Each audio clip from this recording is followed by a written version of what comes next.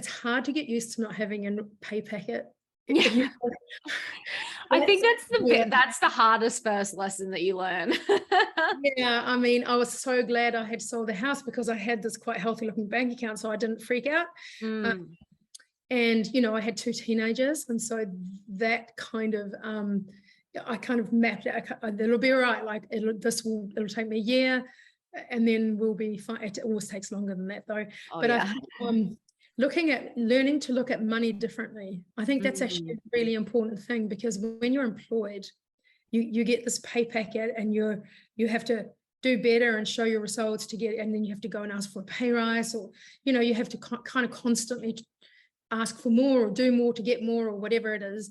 And the money is kind of tied to, I've always been a pretty crap budgeter, to be honest, but it's kind of tied to, what do I need for rent and for food and school fees and all of that stuff, and then it's all allocated. So like it lands and it's pretty much allocated, and putting money aside for Christmas holiday or whatever. So it's kind of a bit of a go around, and it's just a product of going to being a slave to the business.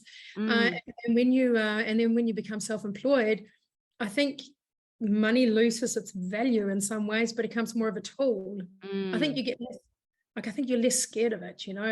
It's viewing it as, this is a tool that will help me grow, and eventually, when there's enough of it, you will have some really cool choices. And until then, just don't be frightened of it, because somehow, if you've done your homework, and I think also the discipline of going to work every day, I couldn't just float around. I was like on the phone all day, and then doing the website at night, and doing strategy at night, and building my phone the next day at night. And you just so you're no longer having to work from kind of 8 to 5, but you're so used to that, you kind of feel guilty if you don't. Oh my God, it's so true, isn't it? It's weird how that corporate mentality finds its way, especially in the early days of when you start the business. It's almost like that's the framework that you use, because you're kind of figuring things out as you go along. But I love what you said actually about when you become self-employed, you stop fearing money. I think you're so right, because it stops being a finite resource. Like, you're right. It's when you get a pay check, it's capped. That's what it's going to be for the next year. And, you've got all your expenses, and that's what you've got to do with it. And until you ask for a pay rise and actually get one, that's it.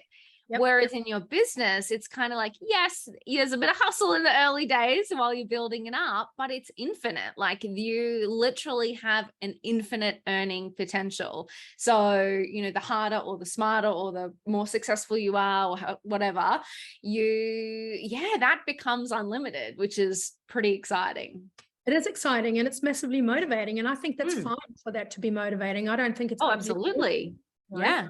I think, hey, look, if you want to, I mean, for me, it's like I did start drawing more money as we got more successful, and helped my kids do some after school courses, education, and we did some cool trips together. And that's what you want. Like, that's what money should be about, right? Like you said the word, it's a tool. It's not this budget. It's not this beholden to this limit. It's a tool for building a better business, having a more interesting, exciting life, connecting with your kids more. Like, I love that word. It's just a tool for life.